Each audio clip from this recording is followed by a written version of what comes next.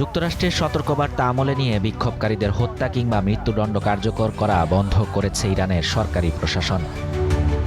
মার্কিন president Donald Trump এমনটাই দাবি করেছেন।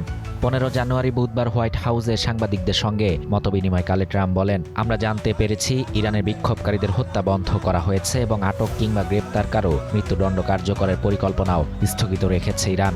নির্ভরযোগ্য কর্তৃপক্ষ থেকে তথ্যের নিশ্চয়তা পেয়েছে বলে জানান ট্রাম্প।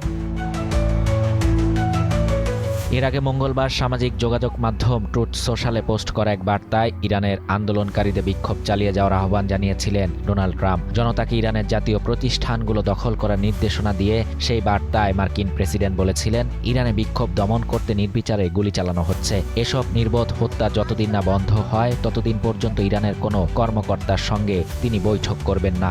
ইরানের বিক্ষোভকারীদের জন্য সহযোগিতা আসছে, ইরানকে আবার মহান করে তুলুন।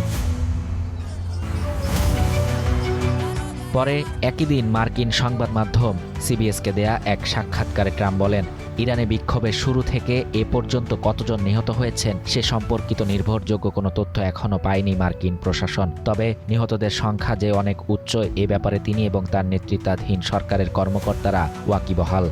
এক্সট্রিম মশার কয়েল প্ল্যান্ট ফাইবার দিয়ে তৈরি, ডেঙ্গু, চিকুনগুনিয়া বাহি সহ যে কোনো মশার বিরুদ্ধে দেয় এক্সট্রিম সুরক্ষা। গত 2 সপ্তাহ ধরে ব্যাপক আকারে সরকার বিরোধী আন্দোলন চলছে ইরানে। দিন যত গড়াচ্ছে আন্দোলনের মাত্রাও তত তীব্র হচ্ছে। এই আন্দোলন বিক্ষোভের শুরু দেশটির অর্থনৈতিক দুরবস্থা থেকে।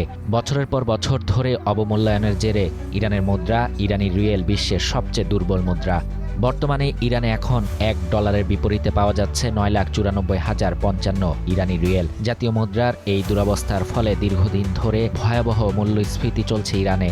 খাদ্য, বস্ত্র, বাসস্থান, চিকিৎসার মতো মৌলিক চাহিদাগুলো মেটাতে রীতিমতো হিমশিম খাচ্ছেন ইরানের সাধারণ জনগণ।